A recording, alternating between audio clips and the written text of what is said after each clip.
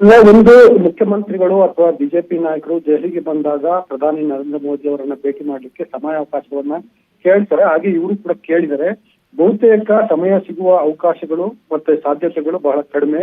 ಈಗಲೂ ಯಡಿಯೂರಪ್ಪ ಅವ್ರಿಗೂ ಕೂಡ ಸಾಧ್ಯತೆ ಕಡಿಮೆ. ಮತ್ತೆ ನಾಳೆ ಇದೇ ಯಡಿಯೂರಪ್ಪ ಜೊತೆ ಮೋದಿ ಅವರದ್ದು ವಿಡಿಯೋ ಕಾನ್ಫರೆನ್ಸ್ ಮೀಟಿಂಗ್ ಇದೆ. ಈ ಎಲ್ಲ ಹಿನ್ನೆಲೆಯಲ್ಲಿ ಜೊತೆಗೆ ಅದರಲ್ಲೂ ಸಚಿವ ಸಂಪುಟದ ಪುನರಚನೆ ಅಥವಾ ವಿಸ್ತರಣೆ ವಿಷಯಕ್ಕೆ ಸಂಬಂಧಪಟ್ಟಂತೆ ಪ್ರಧಾನಮಂತ್ರಿಗಳಾದಂತವ್ರು ಯಾವುದೇ ಪಕ್ಷದಲ್ಲಿರಲಿ, ಬಿಜೆಪಿ ಇರಲಿ, ಕಾಂಗ್ರೆಸ್ ಇರಲಿ, ಅವರು ಸಾಮಾನ್ಯವಾಗಿ ಆ ಪೊಲಿಟಿಕಲ್ ಅಫೇರ್ಸ್ ನ ಡೀಲ್ ಮಾಡಲ್ಲ.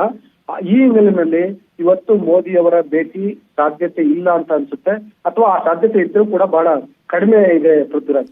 ಹಾಗೆ ಸಂಪರ್ಕದಲ್ಲಿ ಧರಣೇಶ್ ಮತ್ತಷ್ಟು ಮಾಹಿತಿನ ಪಡ್ಕೊಳ್ತೀನಿ. ಇನ್ನು ಸಿಎಂ ಬಿಎಸ್ವೈ ದಿಢೀರ್ ದೆಹಲಿ ಪ್ರವಾಸವನ್ನ ಕೈಗೊಂಡಿರುವಂತ ವಿಚಾರಕ್ಕೆ ಸಂಬಂಧಪಟ್ಟಂತೆ ನಿಮಗೆ ತೋರಿಸ್ತಾ ಇದ್ವಿ.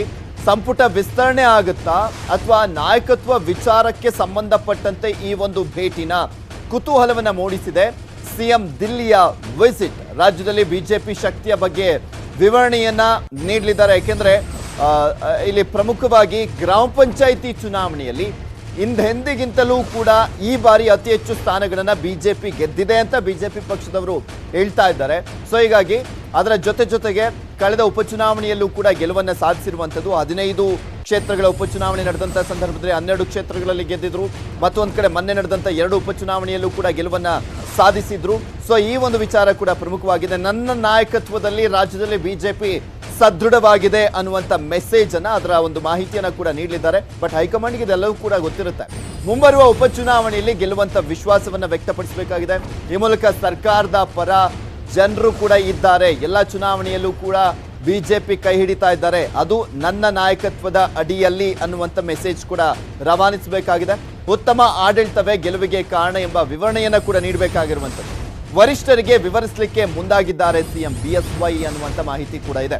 ಈ ಮೂಲಕ ತನ್ನ ಸ್ಥಾನ ಭದ್ರ ಮಾಡಿಕೊಳ್ಳುವಂತ ಯತ್ನವನ್ನು ಕೂಡ ಬಿಎಸ್ವೈ ಮಾಡ್ತಾ ಇದ್ದಾರೆ. ಇದಕ್ಕೆಲ್ಲ ತನ್ನ ನಾಯಕತ್ವವೇ ಕಾರಣ ಎಂಬುವಂತ ಸಂದೇಶವನ್ನ ಕೊಡಿಸುವಂತ ಪ್ರಯತ್ನವನ್ನು ಕೂಡ ಮಾಡ್ತಾ ಇದ್ದಾರೆ ಅಂತ ಹೇಳಲಾಗ್ತಾ ಇದೆ. ಇದ್ರ ಬಗ್ಗೆ ಮತ್ತಷ್ಟು ಮಾಹಿತಿಯನ್ನ ಪಡ್ಕೊಳ್ಳೋಣ. ಧರಣೇಶ್, ಇಲ್ಲಿ ಪ್ರಮುಖವಾಗಿ ಯಡಿಯೂರಪ್ಪನವರ ಭೇಟಿಯ ಸಂದರ್ಭದಲ್ಲಿ ಕೇವಲ ಸಂಪುಟ ವಿಸ್ತರಣೆ ಅಥವಾ ಪುನಾರಚನೆ ಅನ್ನುವಂಥದ್ದು ಮಾತ್ರ ಪರಿಗಣನೆಗೆ ಬರುವಂಥದ್ದಲ್ಲ. ಮೇನ್ ಆಗಿ ಬಿಜೆಪಿ ವಲಯದಲ್ಲಿ ರಾಜ್ಯದಲ್ಲಿ ಚರ್ಚೆ ಆಗ್ತಾ ಇರುವಂತದ್ದು ಅಂದ್ರೆ ಪ್ರತಿ ಬಾರಿ ಬಸನಗೌಡ ಪಾಟೀಲ್ ಯತ್ನಾಳ್ ಅವರ ಜೊತೆಗೆ ಬಿಜೆಪಿ ವಲಯದಲ್ಲಿ ಕೇಳುವಂತ ಮಾತುಗಳು ನಾಯಕತ್ವ ಬದಲಾವಣೆ ಆಗುವಂತ ಸಾಧ್ಯತೆ ಇದೆ. ಸಂಕ್ರಾಂತಿ ಆದ್ಮೇಲೆ ಈ ಹಿಂದೆ ಹೇಳ್ತಾ ಇದ್ರಲ್ಲ, ಬಿಹಾರ ಚುನಾವಣೆ ಆದ್ಮೇಲೆ ಅಥವಾ ಬಜೆಟ್ ನಂತರ ಅಂತ ಮಾತುಗಳು ಬರ್ತಾ ಇದ್ವಲ್ಲ, ಅದಕ್ಕೆಲ್ಲೋ ಒಂದ್ ಕಡೆ ಬ್ರೇಕ್ ಬೀಳುವಂತ ಸಾಧ್ಯತೆ ಇದೆ ಅಂತ ಅನ್ಸುತ್ತಾ?